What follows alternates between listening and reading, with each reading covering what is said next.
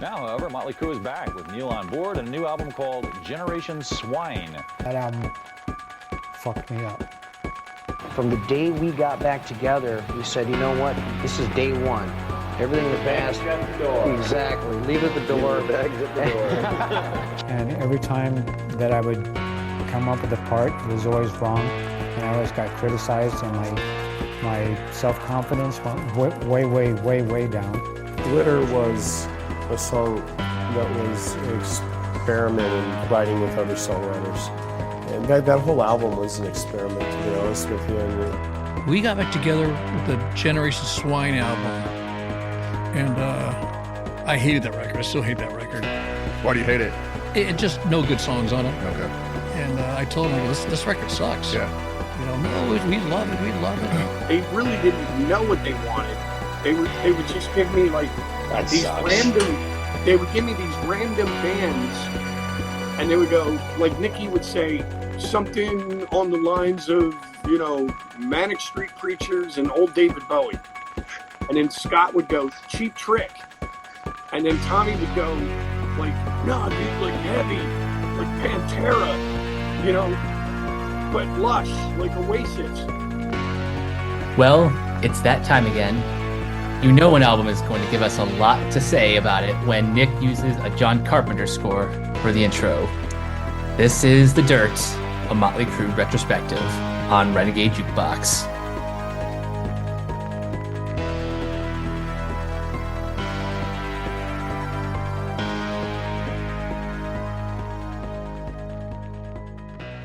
Hello, everyone, and welcome back to Renegade Jukebox. My name is Nick, your host as always, and of course, Mike. How's it going, everyone? And today we have another notorious one for different reasons.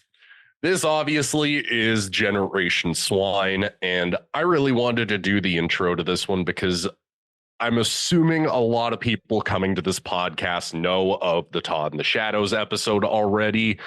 And I actually gave me and Mike a rule with this one. It was, we are only allowed to watch that episode once, and a little insight into how we typically talk about albums on the podcast and everything is that we literally will listen to it on repeat for an entire week, sometimes even 2 weeks, if we give ourselves a little bit of a buffer in between just to get intros and clips and shit ready to go. We literally got done with the self-titled on Friday night last week. At the time of this recording, we're recording this on June 14th. We literally listened to Generation Swine after recording that episode, and we were in a great mood, thought the episode turned out great. And Mike, I don't know of a great way to not lead into this without saying this record's a giant pile of shit. I mean, sometimes you just gotta tell it like it is. Well, this is kind of a square peg, round hole situation that I feel like I hate to dominate the conversation so much of the time, but this record has a very, very troubled production history, just given all of the backlash to Corabi being in the band, the response to the album, the subsequent tour not doing well. So this kind of sent Motley Crue into a panic mode, trying to go oh my God, how do we save our career and, stop us from basically imploding? But they were going to actually keep John Corabi in the band still and continue the direction they were going in with him on the self-titled. So they start recording the album under the title Personality Number 9, if I'm not mistaken. I'm just fact checking myself very quickly. And yes, I was right. It was that title. So they start recording the album under the title Personality Number 9. And they wanted to make the album more aggressive. But here's the catch. They fired Bob Rock. Strike one. Yeah, no, that the only producer who has made your band sound bigger than ever before and literally made the self-titled as good as it is. Again, the production on that thing is stellar. you're basically, okay, cool, taking an upstart producer and Scott Humphrey, taking him from engineer, making him the producer. Okay, I can kind of roll with that. But the drama, guys, this is where you really have to realize how much drama is going on behind the scenes and how much lead singer envy that Nikki and Tommy have. And like, they were basically shoving Karabi and Mick Mars out of the writing process for this thing so much. That's why I specifically wanted to include that clip of Mick's interview saying, like, every time he would play any guitar parts, he would just get shat on for it. He would get just eviscerated by the band and get told it's not good enough. And he's even said that fucks with his confidence, even playing on stage. Yeah, so Mike, that's strike 2. Wouldn't you agree? Yep. But so what's strike 3? Oh, strike 3 isn't just one thing, it's 2 things. They not only fire John Karabi, and they literally were like, maybe we'll keep you on as a second guitarist, maybe not. No, he was just like, I'm just being shat on throughout the writing process of this thing, and I'm not too upset to leave. They don't just fire John Karabi, they cave into popular demand. Guess who's back? And it's not Shady.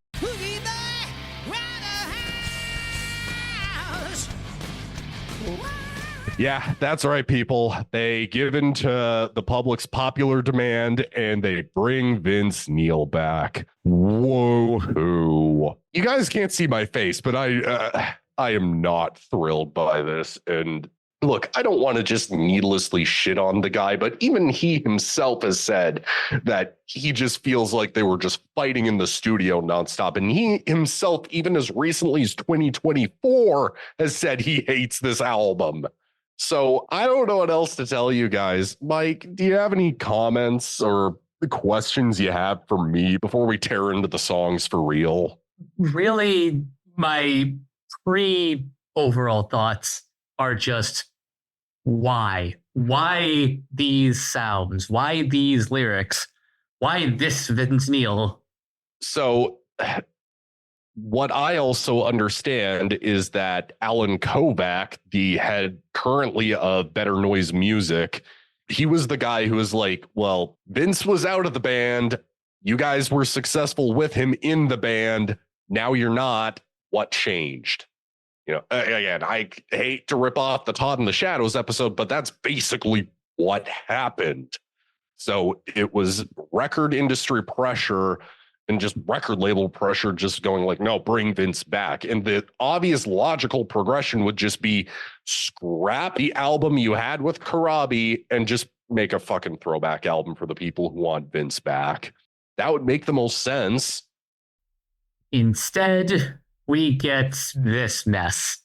Like even Black Sabbath for the reunion album, the reunion live album that they did with Ozzy and with, you know, bringing Bill Ward back into the band, bringing Geezer Butler back.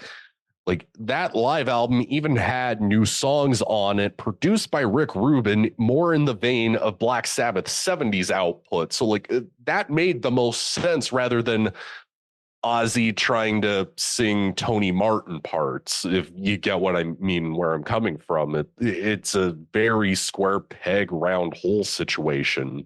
With that being said, do you want to start off with what I would say is probably their worst opening track in their entire catalog? The opening of Theater of Pain sounds like Battery, Angel of Death, Sick, and Rain by Trivium in comparison. This barely qualifies as a legal definition of a song.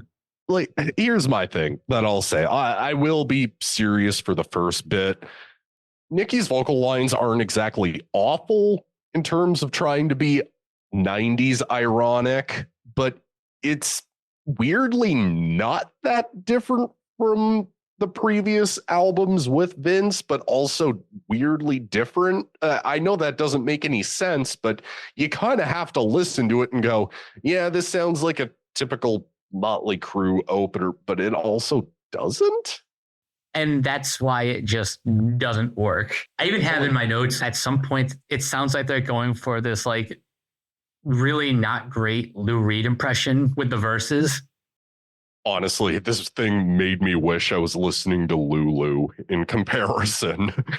But for me, there's no cool buildup. There's no intro. It just drops a random sample. There's no cool guitar work, no cool instrumentation, like in terms of the drums and the bass. No chance for the other members to really just show what they're capable of. It's a very whatever opening track. And then this is who you fucking wanted back. Like, no, I know this is overdone to death, but you know what, Mike? I wanted to surprise you. Care if I do a dramatic reading? Go for it. And I will do this in the vein of Butthead. I'm a sick motherfucker. I'm a sweet sucker mother. Ain't no one tougher. I'm a wreck. I'm a sleaze. I'm a rock and roll disease. Especially with your mom, Beavis. I'm a pusher. I'm a shover. Ain't no motherfucker tougher. Shut up, bunghole. See, like, you see how ridiculous that sounds, even just me reading it as Butthead? Mm-hmm. It is, I almost recommend listening to it just to hear how bad it is. It's shocking. Yeah, and again, like, even some of their weaker albums at least have a compelling opening track. This has nothing. I mean, at least it's so bad it gives us something to talk about. That's the only thing I guess I can kind of give it credit for. But like, even City Boy Blues, like, as boring and milquetoast as that is, that barely gave us anything to work off in the Theater of Pain episode. This at least is giving us a gold mine of material. I guess up next is the lead-off single. Sure, why not? Yeah, Afraid is a song. So the lyrics, they have to deal with Nikki's then wife at the time, Donna D'Errico from Baywatch. This episode will have a lot to do with Baywatch. Just trust me, we'll roll with it, sure. Which, in another band's more capable hands, I could see this maybe working. I might say that about a bunch of other tracks on here, but like, this is where the more industrial influence gets to show through, and just Nine Inch Nails and Marilyn Manson just did this style so much better. It was darker, angrier. In both cases, it was heavier, more compelling in terms of the downward spiral and Antichrist Superstar telling an actual story. Here, in terms of instrumentation, it's so boilerplate. There's no cool riffs. There's no cool solos, no drum work that just makes you feel like you're being knocked around for the entire duration. There's nothing interesting happening here. And how this would have gotten radio play back in the day beyond the, oh my God, Vince Neil's back in Motley Crue hype, I don't see how that got more play over something like Hooligan's Holiday, which felt like A, it was having something to say, and B, it had cool music to go along with it. Oh, yeah. Not to harp too much on the reception of the 94 record, but how that one became so notorious when it has so much more substance to it compared to this. And even like the industrial music, it feels like an afterthought. Yeah, it feels like they were just trying to trend chase and just go, how do we sound current and modern, but still sound like ourselves? Because I could maybe see this working as a stripped down ballad, but you want to know the thing that holds it back so much? Vince Neil fucking sucks on this thing. His vocal delivery is not menacing or eerie like on any industrial metal album I've ever heard. Say what you will about Marilyn Manson today, Antichrist Superstar, when I heard that album back when I was in grade 12, it was menacing. It was scary. It was terrifying. The crooning, the vocal delivery, the actual lyrical content itself, it had something for you to latch on here. On this album, Vince's vocal delivery, it is just silly, especially with that, do you want to scream? Like a minute and a half deep into this thing. No, he does not fit this style at all. It's just way too nasally for the genre that they're going for. Yeah, and especially since it's a ballad about your main songwriter's eventual wife, it just does not work. Do you want me to make this song even worse for you, Mike? Oh no! I've been hyping this up behind the scenes and just not telling you. You want to know who does a cover of this? Who? So there is a country covers album of Motley Crue songs done back in, like, I want to say 2014, and they got the various big names in Nashville to do Crue covers. Guess who they got to cover this one? Aaron Lewis. Yes, that Aaron Lewis. Oh wow. Yeah, and my only note, I wish I could see Mike's reaction, but all my notes say are just ew, vomit, no, fuck Trump. Yeah. With that out of the way, we finally get into a cut written by John Corabi for a change. And Mike, I want to give you more of a chance to talk, but I've got so much to say about this song. Let me get the obvious joke out of the way. Hi, Stone Temple Pilot called. They want their sound back. So, again, in effort to avoid any comparisons with the Todd In The Shadows video, guys, I don't think anybody listening to this for the first time can't think the same thing on your own. If you had not even heard of that YouTube video or heard of Todd In The Shadows, period, I would literally think you would just go, this is literally just knockoff Stone Temple Pilots with maybe some trippier parts. Just roll the clip, please.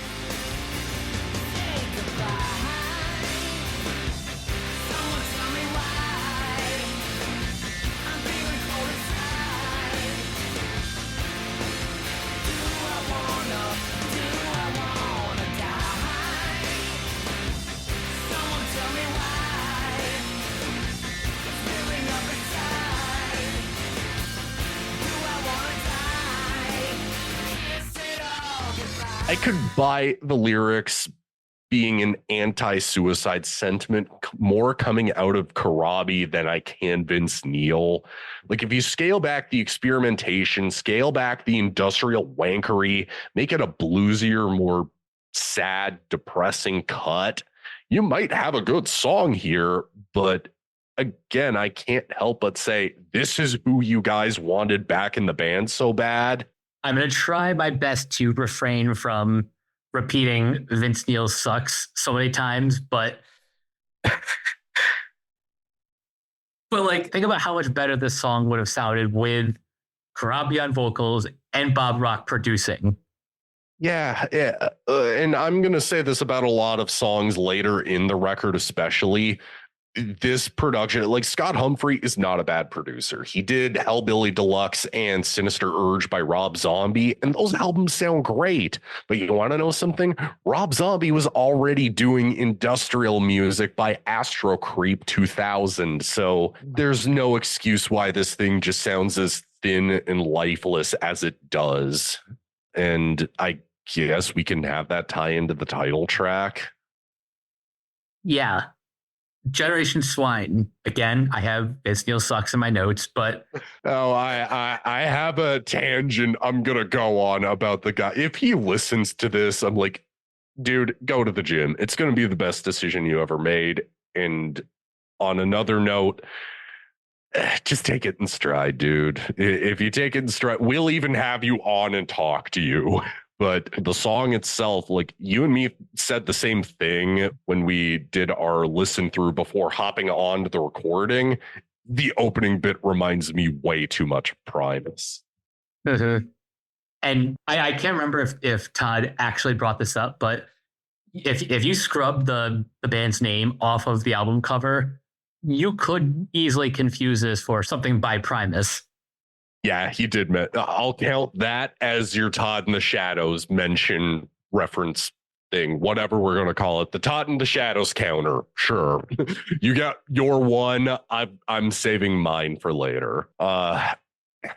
We're back to business as usual with this song. Like, it does have a punkier sound to it, but the riffing, it's weirdly overproduced and just so flat and plain. Like, say what you will about Bob Rock, but he can take any riff and just make it sound massive. He can take any solo or drum section or bass line and just make it sound fucking huge.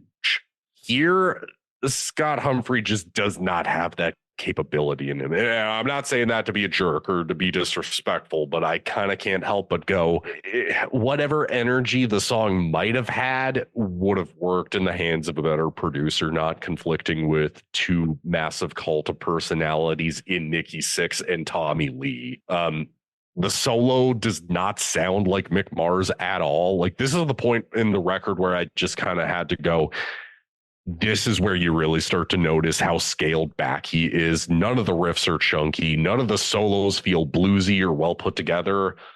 For all we know, and from what Karabi has stated in interviews effective like 2 years ago, Mick did basically no work on this thing.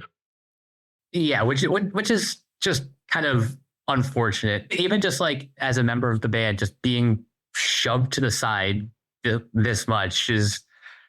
It's just not fair. It would be like if on this next Slipknot album, whenever it comes out, it would be like if Clown or Corey or whoever in the band did not let Eloy Casagrande play any blast beats at all. It just feels like you're wasting your Secret Weapons talent. Exactly. On that note, we can gladly hop into your Vince Neil sucks note, because his vocal delivery on this thing is fucking atrocious. Jesus Christ. Like, when you have to auto-tune it and it's so noticeable 3 minutes in. That's a problem. Seriously, this would be the point where I kind of can't help but shake the people who go, this is who you wanted back in the band so badly. This is who you basically threw a guy's entire career under the bus just to not give one album a chance. But on that note, this next song is the We Have Oasis at Home song. And outside of that, I don't really have a lot of notes for Confessions. It's just kind of one of those boring, lifeless tracks. See, even the solo on this thing, even the solos on those 90s Oasis albums are better than this. Those are even more complicated than this. Like, it honestly makes me wish I was listening to Champagne Supernova instead. As meaningless as that song is, it's more captivating than this thing. Mm-hmm. Like that song may be meaningless, but at least it has personality. And you know what? Who you want to know who would give this song personality would be Karabi. If it was a more bluesier and raw acoustic jam, I could maybe see it working, but the attempt at making this radio-friendly 90s alt rock, it just doesn't gel with the drum machine sounding kit being played. It contrasts in the wrong way. Speaking of contrasts, I think the worst example is coming up next. Oh, I can actually tie it into one note I do have about this album is, aside from Nikki doing vocals on this album, Tommy Lee does vocals. And you know what? I'm going to give him credit despite what's coming later in the episode. But you know what? His backing vocals on this song are actually pretty good towards the last minute of this. As much as it doesn't sound like much of a compliment, I almost wish he sang this one. And he does play it pretty straight. I mean, you and I even agreed when we heard his section of the song. Oh, yeah. But now we get into beauty. I'm going to let you have the stand with this one. So, again, I know I already used up my Todd counter, but even if I didn't watch that video, I would have said the same thing. This song feels like they took two separate ideas and duct taped them together. Like there's no cohesion between the verse, the bridge, and the chorus. Yeah, it's so jarring. It starts off with this sleazy, heavier section. Okay, you're kind of getting into the groove of it.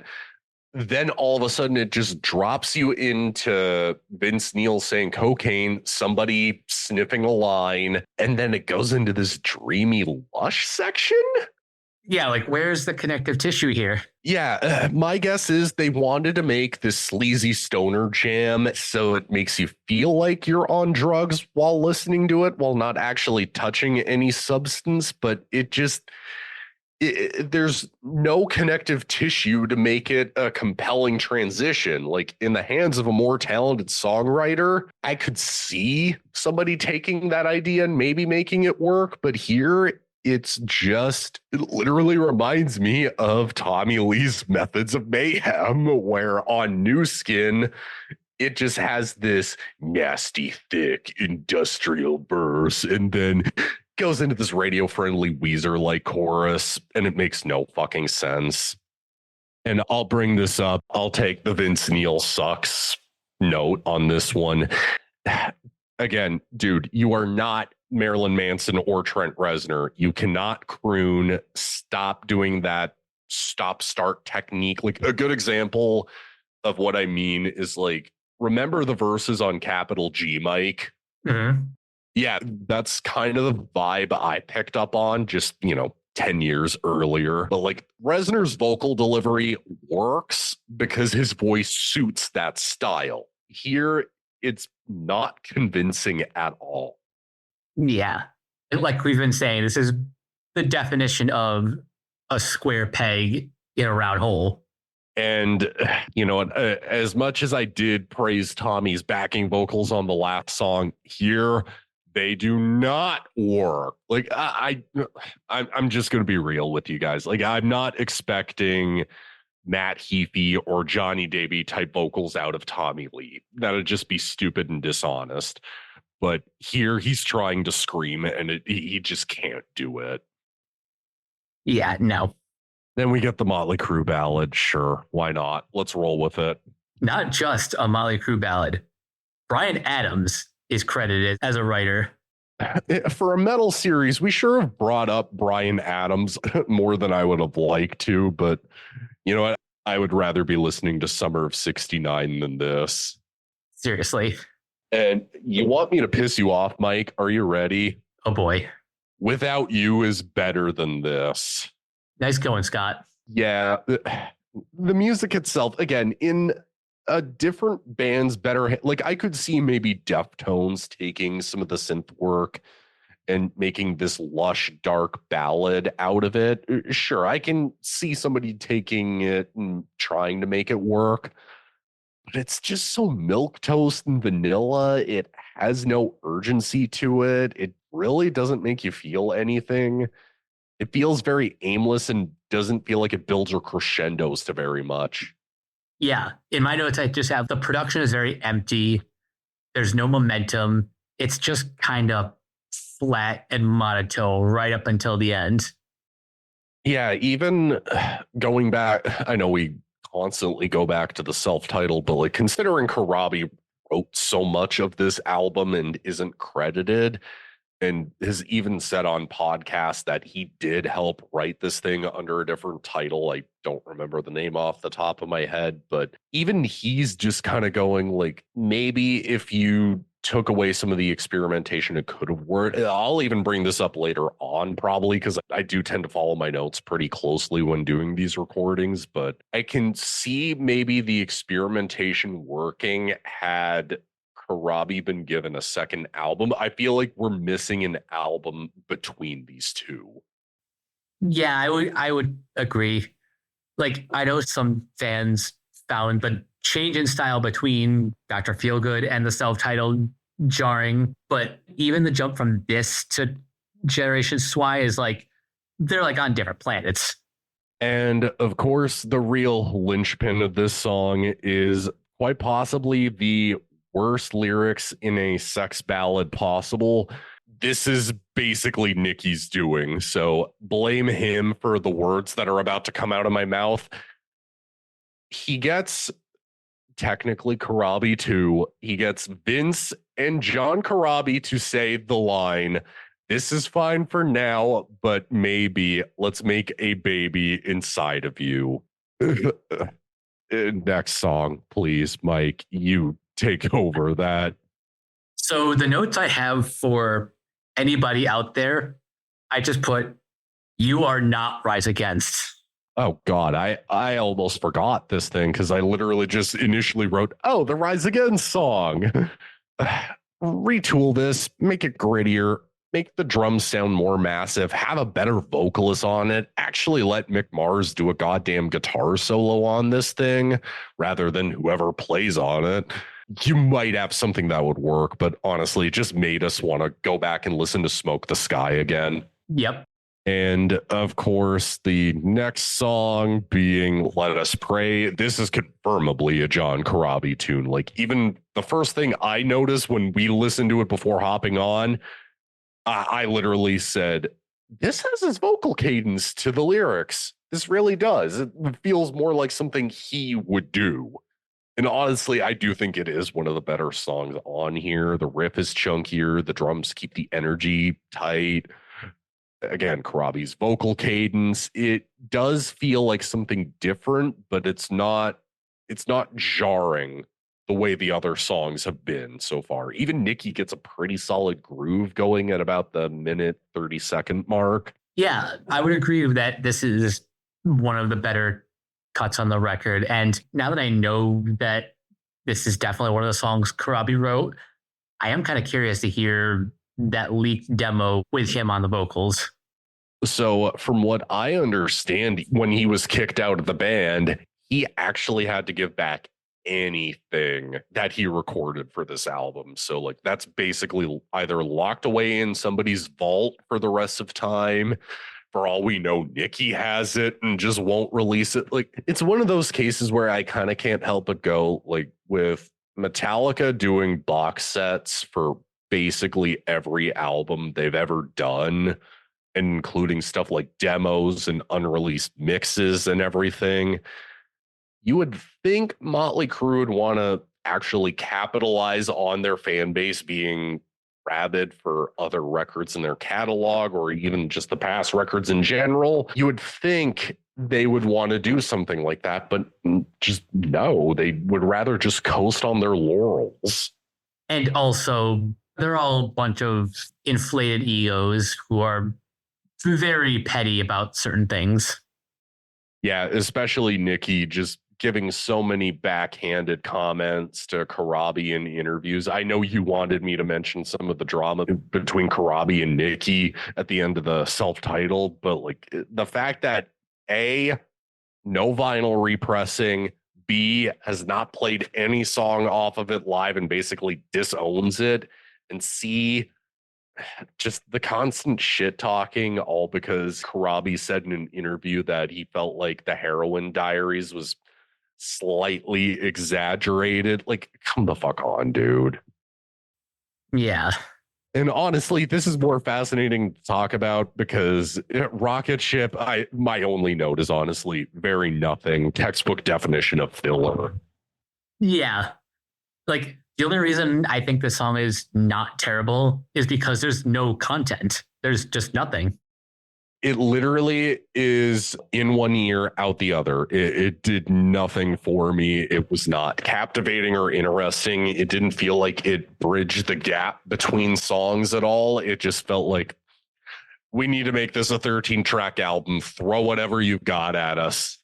We'll get to more filler in a second, but first, this is one of the last times I have Vince Neil Sucks in my notes. Track 11, A Rat Like Me. Honestly, do you want me to go off on my screed about this, or do you have any other notes? Because I've really got Oh my God. I've got a lot to say mostly about the lyrics. The music for me is just whatever.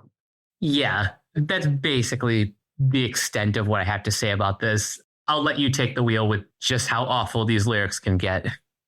So, as much as I have criticized Nirvana in the past, especially the types that act like they're the band that saved music in the 90s and they stopped metal from getting more popular again, and blah, blah, blah, blah, blah. No, like those types can fuck right off. And if you're the type that thinks Nirvana is better than bands like Machine Head, better than bands like Opeth, better than bands like Dimmu Borgir or Dark Throne or Cannibal Corpse. Like, no, don't even with me. If you're just one of those types that hates metal and just wants to basically kiss ass to anybody who writes for Pitchfork, don't even start with me. I'm not interested in what you have to say. Kindly fuck right off. I don't think Motley Crue is exactly the band to be writing lyrics criticizing the alternative and industrial bands while playing in those goddamn styles. Like, yeah, maybe you could criticize the grunge bands for writing depressing lyrics and new metal, taking it to that next level eventually in a year or so. But they had a lot more to say and a lot more interesting music going on in it. I don't think the band that wrote Girls, Girls, Girls has any room to be thinking that they're above bands like Fear Factory or Alice in Chains. Yeah, seriously. Like, this is probably one of the most Glass House tracks that I've heard from the band. It's just so boilerplate and whatever, but I guess they at least wrote a transition into the next song. Sure. Which, oh my God, did we just time travel? That's my only reaction. Did we time travel back to the Shout at the Devil episode? Yeah, like, why does this exist? You know what? My only major note that I had was I seriously think they just took Vince Neil's vocals, because you got to remember, they own the masters to their back catalog. So they easily probably would have just been like, to save a couple extra bucks, and so that way Vince doesn't blow out his voice more than it already is, let's just take the 83 vocal clips and just put it over new instrumentals. Sure, roll with it. Yeah, because if you actually listen closely to Vince Neil's cadence singing the songs, it is basically the same vocal track from the original. Seriously, it's so copy pasted that it's not even that this is a bad re-recording, but I kind of can't help but go, why do it at all? Even it's not like the original had no budget or had bad production and could benefit from, a more modern production style to it. It just feels like you just wanted to sound like White Zombie, but didn't know how to write a song in that style and said, let's take Shout at the Devil. Sure, roll with it. Which nobody can see us because this isn't a live cast, but I got Mike to laugh hysterically. As soon as Vince started singing, I just started singing the lyrics to More Human Than Human. And now I can't unhear it whenever I don't think I'm ever going to listen to this album again, but while I was listening to the song, I couldn't unhear More Human Than Human. Oh, literally. Where's somebody on YouTube to just time align Rob Zombie's vocals with Shout at the Devil 97? It'd be kind of perfect. It'd be hilarious. But okay. We're at the end of this thing, and I've got to level with you guys. Me and Mike, we were crying. Not because this next song was so moving and so powerful. We were literally dying of laughter. I don't know a better way to introduce Brandon, but okay, this is my Todd In The Shadows counter, but I'm going to quote him on this one. Record labels exist to prevent things like Brandon making the album. Yeah. I've talked most of this, so if you've got any notes, feel free to go for it, but oof. You already gave a backhand compliment to one of Motley Crue's ballads. So I'll say this. I still don't like You're All I Need. Like the piano playing on this song makes You're All I Need sound like nothing else matters. That's pretty tough. My actual question, and I wanted to save this specifically for this song, which is worse? All of the lyrics to this song or Get Naked's lyric, shooting my jizzy jism? Oh, that's a tough one. I wouldn't have blamed you if you said both because, oh my, guys, me and Mike do our best to plan out these samples for you guys to hear so you understand what the fuck we're talking about. But you guys need to hear how bad this chorus is from the delivery. Roll the tape.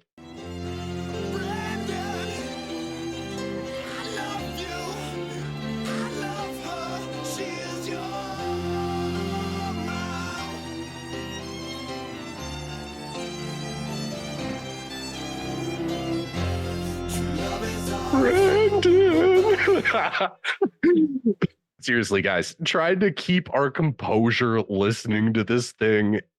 Again, we weren't crying because we were emotionally moved. We were crying because literally when genius.com literally has a citation under the lyric, Brandon, I love you. I love her. She is your mom. Under she is your mom, it literally says, this is a reference to Brandon's mom, who is his mom. There's no way I can take a ballad like this seriously after that. Like Nope. This album, I don't even want to say it ends with a whimper. It more just ends with quite possibly the greatest punchline to a joke we don't fully understand. Yeah. This album ends on a whoopee cushion. Basically, I didn't think of it that way, but to be honest, it really does. Like even right now, I'm barely keeping my composure, remembering the lyrics to this thing, and the fact that everybody wanted Vince back in the band this bad, and to have the album tank even worse. And then going as far as to blame Elektra Records for why it topped, saying that it wasn't promoted. Like, you guys were on the American Music Awards. You were on talk shows. You were getting on Howard Stern. You were getting on big tours and getting offers for Ozfest. Sans Tommy Lee's domestic abuse charges just a couple years later. But still, like, you guys were getting attention. Aside from Elektra, like, I don't think an album like this would have gotten any push as much as it did. I doubt it would have even charted at number 4 on Billboard the way it did without some record label push. Yeah, so the excuse that Elektra didn't promote this enough is complete bullshit. Yeah, I don't have any coda to end the album on other than it's as bad as you've heard it is. Yeah, Karabi probably shouldn't want his name associated with it, but you know what? If anything gets him a paycheck, sure, roll with it, I guess. Before we hit record, I admitted that this is going to be the toughest part of this podcast, where out of obligation, I have to ask, do you have 3 highlights from the record? So my legitimate one would be Let Us Pray, but then Flush, just because it reminds me of STP and how I can be listening to better music. And then Shout at the Devil 97, because it just reminds me of how much better the original is. So sure. I would kind of have to agree with that, because literally everything else on this record is, I don't want to say unlistenable, but I would not choose to listen to this if I didn't have to. The real question, since we've brought it up in our Facebook messages, which is worse, this or Results May Vary? Okay. At least Results May Vary. You know what? At least Results May Vary has Crack Addict. At least the B-sides on that and some of the bonus tracks, you could at least take out certain songs and just make your own playlist to make it a better album. That's the tiebreaker. Yeah, congrats. Results may vary. You just nudged out Generation Swine, not by much. And it's all because of songs that aren't even released on a physical CD even. But I guess with that in mind, we are getting to the point in the 90s at least where metal is sort of starting to get more respected again. By the end of the decade, Tommy Lee ultimately ends up quitting to pursue a solo career, which obviously ends up being Methods of Mayhem. No, we will not be reviewing that piece of shit ever again. Once was enough. Once was too much. But yeah, the Methods of Mayhem album, that was obviously a thing. And the band wanted to get on Ozfest, but again, due to Tommy Lee's domestic abuse charges towards Pamela Anderson, yeah, that obviously prevented things. Although weird enough, even though he was arrested in 90, I pulled this up on setlist.fm like some time ago, during a tour for one of their greatest hits albums, Tommy Lee still was allowed to enter Canada. So the timelines aren't adding up to me. That's interesting. Is this just a pre-internet thing, not keeping track of things as well as it probably should? Like, I know that Methods of Mayhem album dropped at the tail end of 99, but even then, that's kind of a stretch to me. Yeah, I'm not quite sure what's going on there. Well, I guess it's just kind of a neither here nor there. It's just my brain going, this doesn't make sense to me and just sounds ridiculous. But anyways, he quits the band.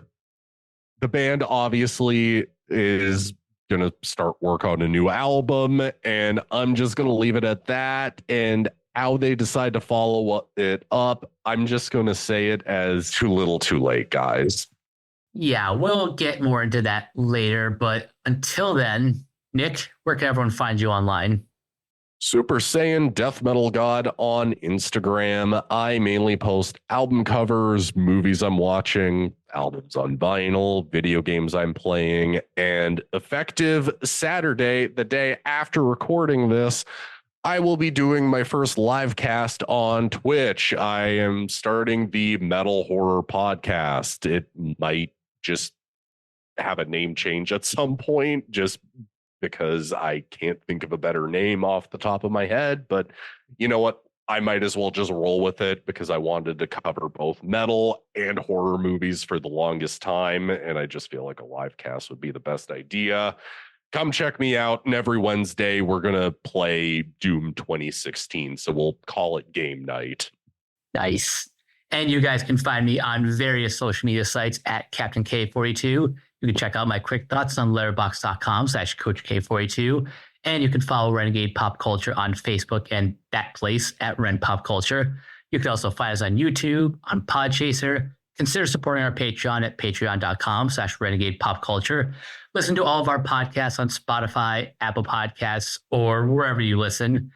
And last but not least, everything can be found at renegadepopculture.com. Need escape? So do we.